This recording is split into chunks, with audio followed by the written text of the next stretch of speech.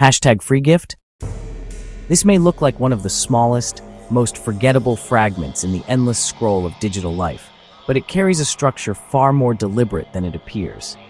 The hashtag announces itself with the casual familiarity of social media, yet behind its friendly veneer is an act of intention.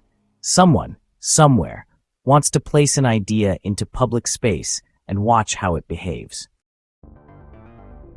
The hashtag is not merely a label, it is a deployment tool. When someone tags a message, they are choosing its stage and shaping its audience before it's even read. Once the message is out there, the environment reacts. People click, ignore, share, or scroll past, and these reactions feed back into the originator's understanding. The hashtag becomes a sensor as much as a signal, a device that lets intention move outward and information flow inward. Even the most innocuous tag participates in this feedback cycle. A message changes the feed changes the message's future successors, and behind it all, someone is quietly learning what works.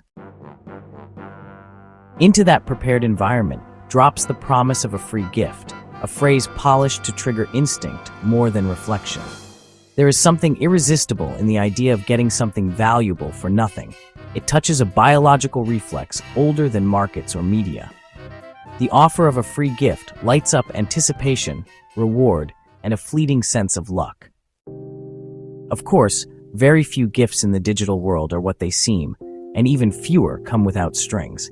Yet the brilliance of the ploy is its simplicity. The promise doesn't need to be fully believable.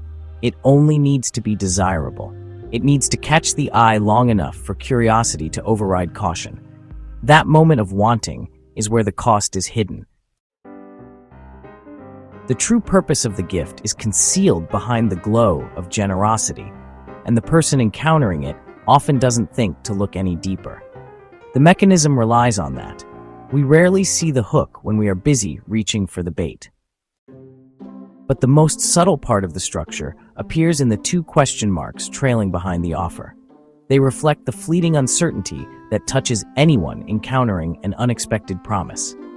Almost automatically, two questions arise. What is this, and how do I get it?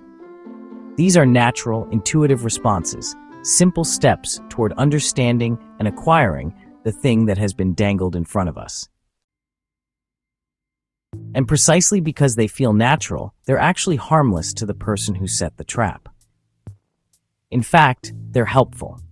They keep your attention trained forward, moving you deeper into the flow of the offer. What doesn't really arise, not without prompting, not without slowing down, is the third question, the one the entire system depends on keeping buried. Why is someone giving this to me? That question is dynamite. It blows open the mechanics. It puts intent back into the frame. It forces the mind to step outside the lure and reconsider the relationship, not the reward. And that is the one thing any manipulator, marketer, or opportunist just cannot afford. The two question marks, then, are not a glitch of excitement or confusion. They're the visible residue of an internal redirection. They guide the mind towards safe questions while quietly suppressing the dangerous one. So, this missing question, the absent third mark, is actually the real center of the pattern. In the hashtag, the promoter's intent is hidden behind the social wrapper. In the free gift, the promoter's purpose is tucked away behind the gleam of generosity.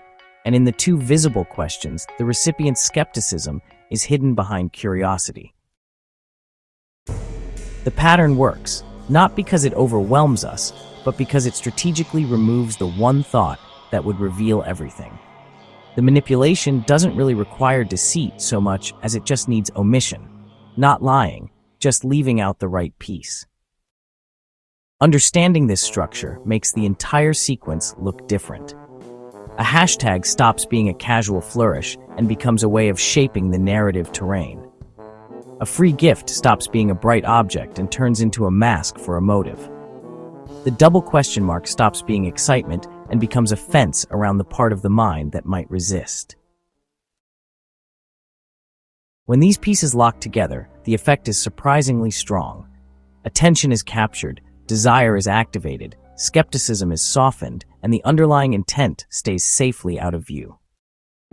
And this is why the simplest defense is also the most powerful. When someone encounters a free gift, the instinct is to ask what it is and how to get it. These are easy questions to ask because they are the ones the offer is designed to invite.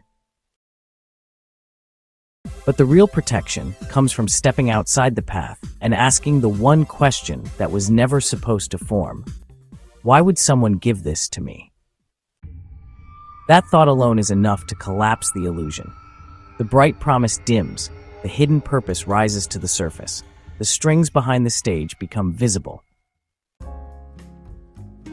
So remember, not every gift is meant for your benefit. Some gifts exist to benefit the giver. And in the digital world, the difference between the two often lies in the question you were never meant to ask.